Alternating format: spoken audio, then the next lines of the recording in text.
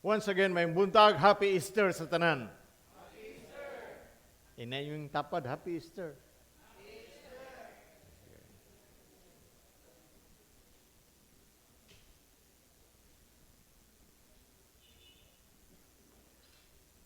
Kita isip mga Kristohanon,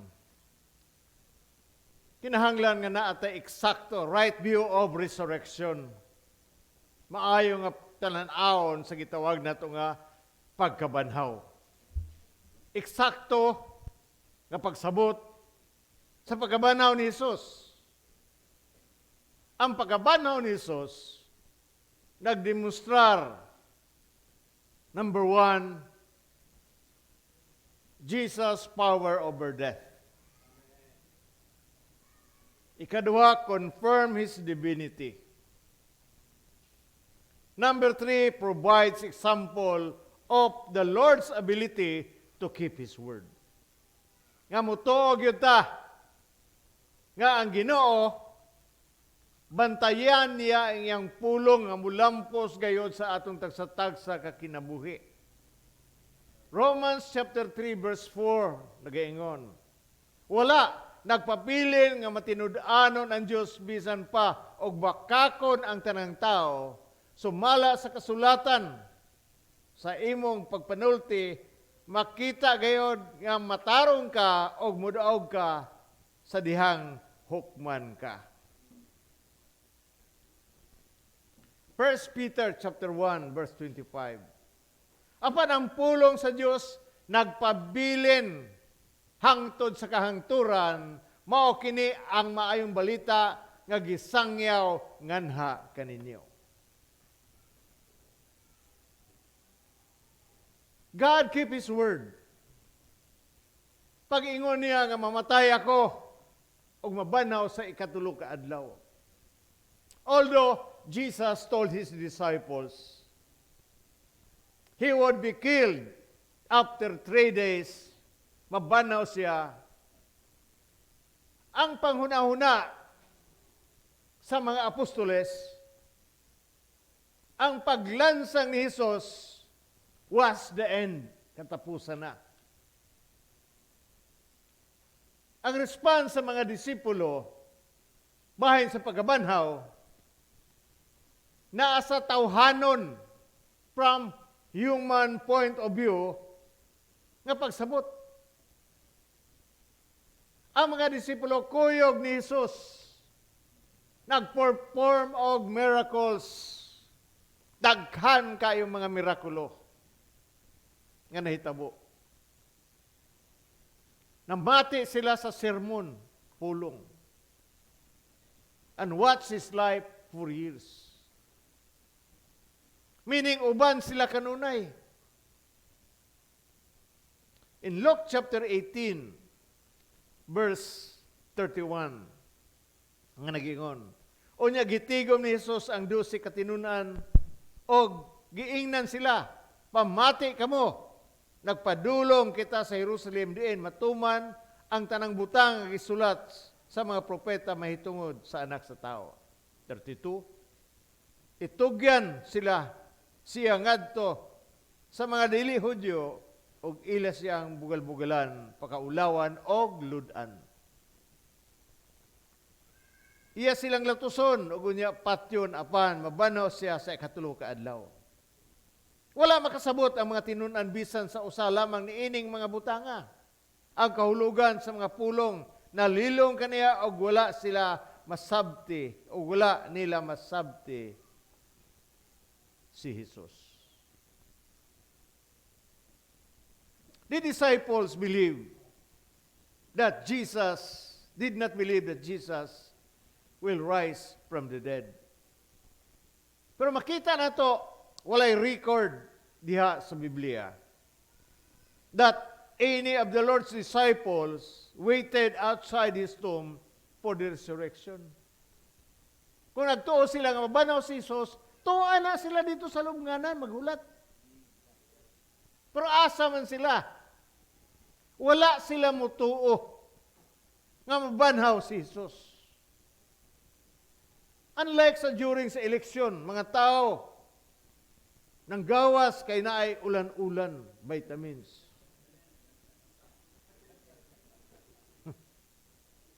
Ambot karon unsa nga klase nga vitamins? Buntag pa sayo, wa na. Domingo. Asa man mga tao nga huwag gamay raman nanimba? To asa ulan-ulan.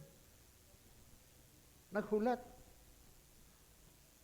In Proverbs 13 verse 11, ang bahandi nga nabatunan mo sa sayon nga paagi, dali rang mahanaw. Easy money. Dali ra na mahanaw. Yan corruption. Udawat ag suborno. Dali ra na mahanaw teng. Matingala ka lang na. Udawat lang ita. Pero in return, ang sa may maabot nimo, mga sakit. Nalagay ka kwarta para ospital.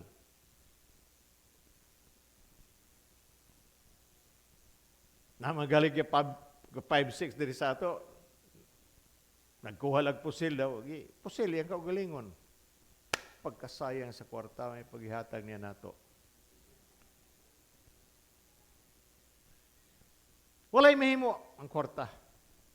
Muna ang bahandi nga mga batunan mo sa sayon nga paagi dali ra mahanaw apan mudaghan kini kon nakuha mo kini sa inanay ug maayong paagi. Amin bata ana. Panultihon 15:6 nag-ingon.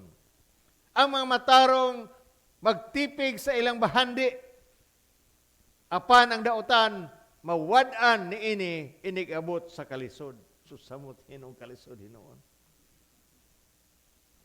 Matarong. Magtipig sa ilang bahandi.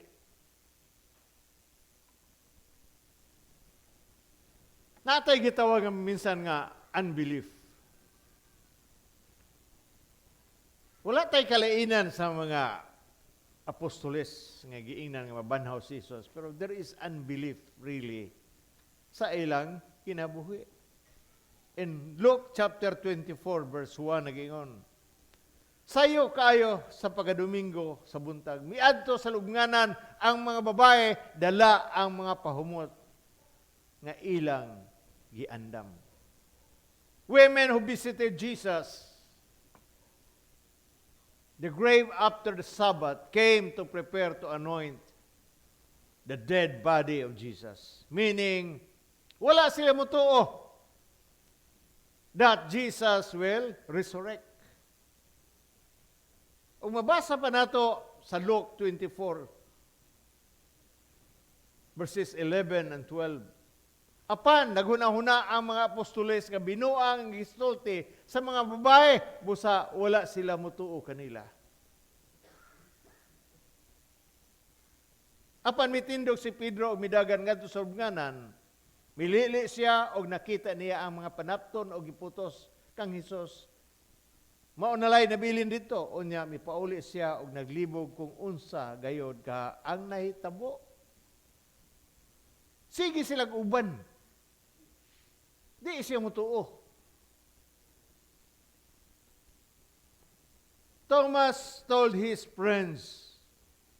Now let's read first John chapter 20 verse 25. Busa gisuginlan siya sa ubang mga tinunan si Tomas. Nakita namo ang Ginoo.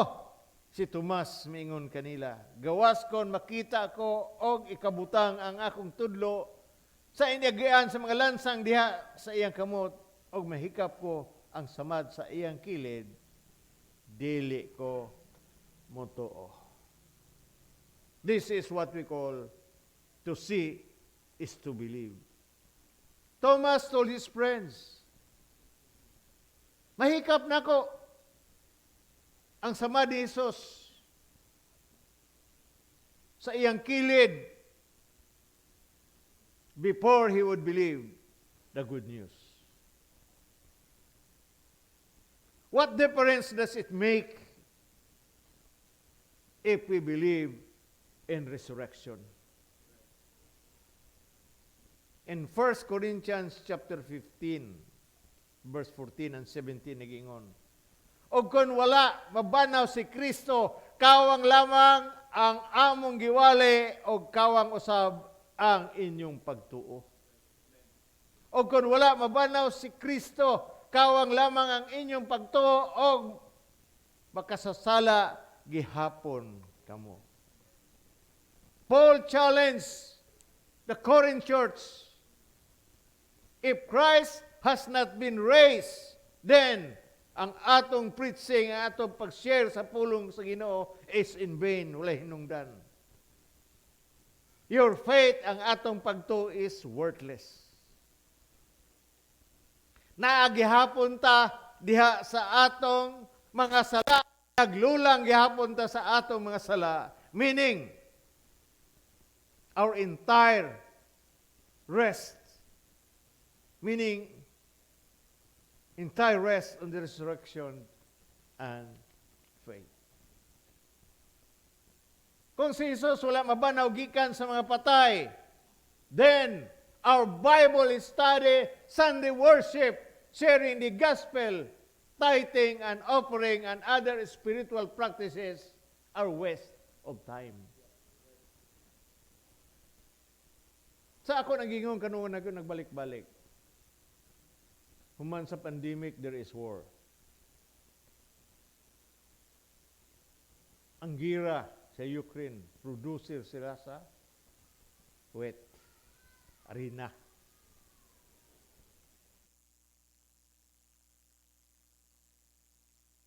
Mahal, whether we like it or not, mahal ang palaliton. Gasolina, ni mahal. Mausap kita mga Kristohanon kung dili ta magbantay. May agom ta sa kalisod sa panahon. Because we focus our mind on the things of this world, not the things of God. Ang atong paghatag sa kalisod,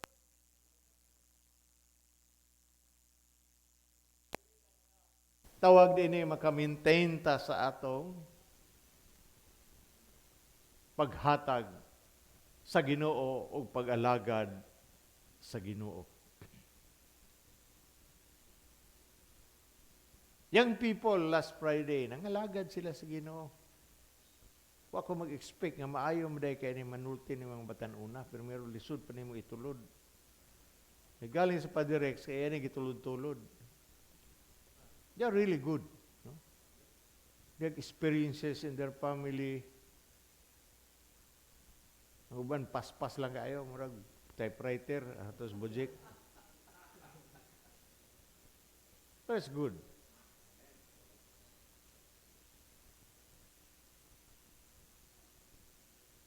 Biuyo, mayo kayo gihapon. Ki Ariel, ki E. Amo gitanaw halos puro graduate man din sa eskwelahan. Oh, dili sila nag-elementary and then nag-graduate sila high school, high school. Pero they are being used by God. Bata pa lang yun sila. Kita na hinoon nga tiguang ni ko kay na may daghan mo puli. Di man nato na malikayan. Natay mga spiritual practices. Kung wala ta mo to sa pagabanhaw ni Jesus, it is really a waste of time. Sa tanan nga Dios nga atong gituhuan si Jesus, lamang ang nabanhaw. Amin ba ta, anak? Nabanhaw ba si Buddha? Nabanhaw ba sa Hare Krishna?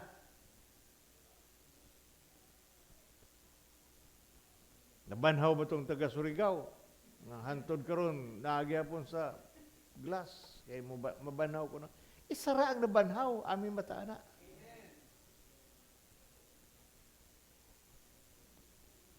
Pagtuo sa mga Muslim, nabanhaw ba?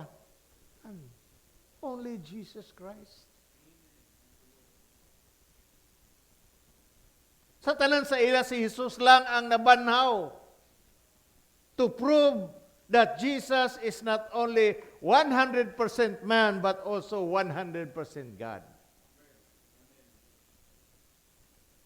It is a waste of time if Jesus did not resurrect. The concept of resurrection lies in its heart.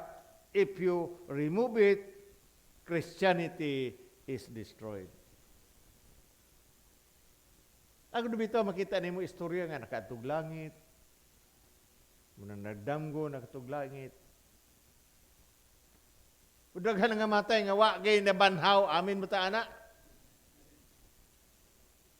Nay uban ang istorya kadto sila sa langit nakakuan. Pero dili gyud experience nga naagikan sa usa ka tawo nga nabanhaw nga gikan sa langit, only Jesus Christ. If we don't accept that Christ rose from the dead, then we no longer, wala na tayo paglaom.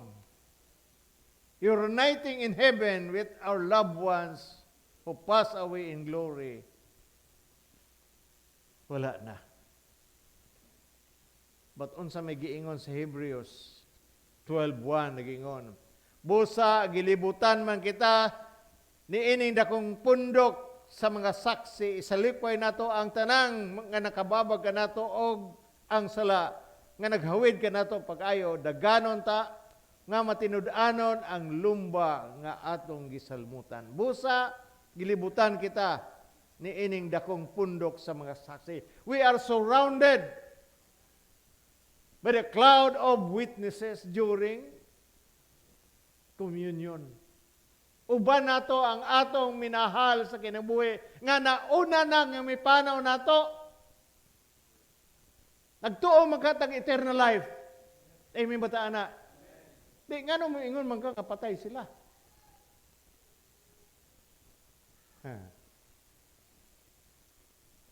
Right now they are praying for us. Nag-ampo sila kanato, sayop man ta nga pwede ba brother i-ampo kay be? Ampo ko ni kung atong labwas nga mi panaw na akong dadig nanay mo ko nga di nay tabangi ko bi ampo ko. Dili ta kay patay na.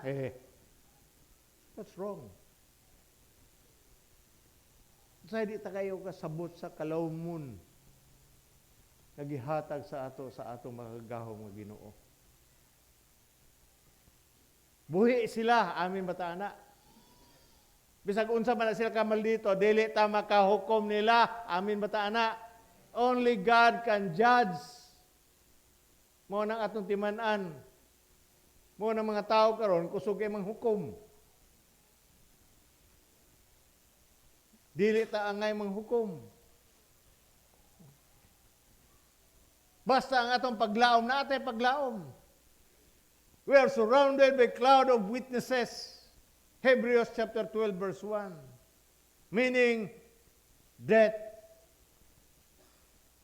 is not the end.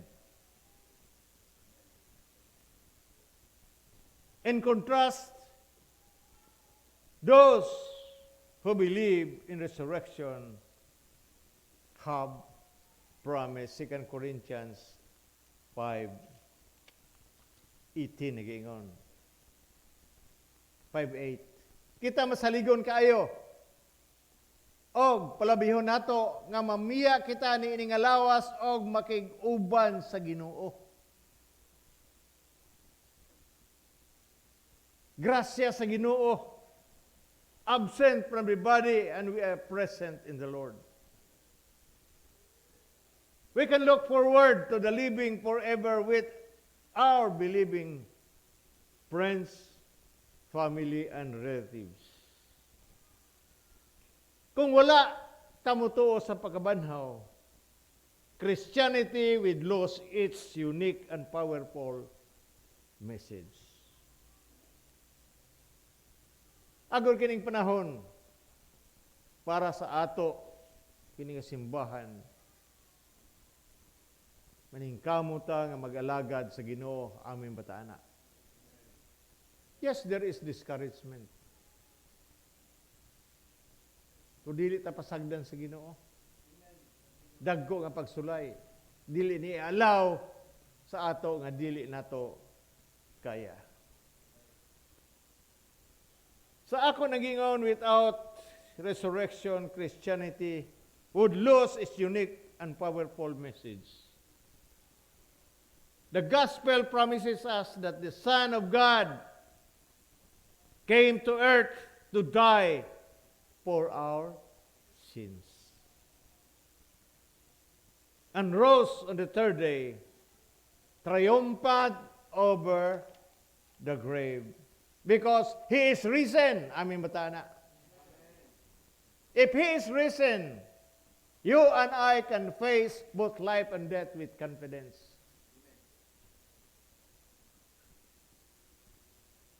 Na ang Ginoo, dili ta mabalaka na. Knowing always that God is with us. Naa sa imo o naa sa ako. Magdepende na sa atong pagsalig diha kaniya. Because of resurrection, the disciples na-transform, na bag-o ang ilang tagsa-tagsa kikinabuhi. Amin ba taana? Parehas gihapon sa ato, mabag-o atong kinabuhi sama sa mga disipulo from fear to faith. Amen? Gikan sa kahadlok, kadto sa pagtuo. From unbelief, sa walay pagtuo, ato na transform karong resurrection to believe. Standing in the Word of God in Romans chapter 8, verse 18. Kung nagpuyo sa inyong kasing-kasing ang Espiritu sa Dios nga nagbanhaw kang Hesus, siya nga nagbanhaw kang Kristo, mohatag usab o kinabuhi sa inyong madunot nga lawas pinaagi sa Espiritu nga naa kaninyo. The same power, the same resurrection life nga nagbanhaw kang Hesus, pariha gyapon sa balang Espiritu nga aniya kanato. Amen ba ta ana? Ay di kita kasabot. We have to think always the things of God. Now we have the Word of God. We have the Spirit of God. We have the power of God. Unsa pa may atong gikinhanglan? Nagkalisod-lisod ta? Unsa may gisulti sa Ginoo that He will supply our needs. Amin ba tana? Kung naatay mga sakit ang Ginoo, moayo sa tanan natong mga sakit. Naatay gawom over the forces of evil in this world. Hadlok naman tadaan, agad, sinamukon yun ka.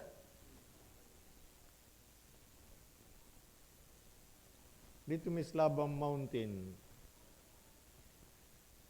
retreat may tulo ka adlaw. Ang tag-iya na giniingon nga, narabay gahilak-hilak diri. Kung di ka mo daga na kami lang yung maghilak-hilak. Gi-bless na mo tanan area sa Slabang Mountain. I don't know what happened. Gusto magaling to tagiya sa Slabang Mountain nga usa ka baryo nga naon tay magmisa dito. Pero akong gi-challenge ang Cebu, kung kaya ninyo, anhin ninyo. Kuduol ra man kay 45 minutes. Mas layo pa man pagadian ani kung hinguog.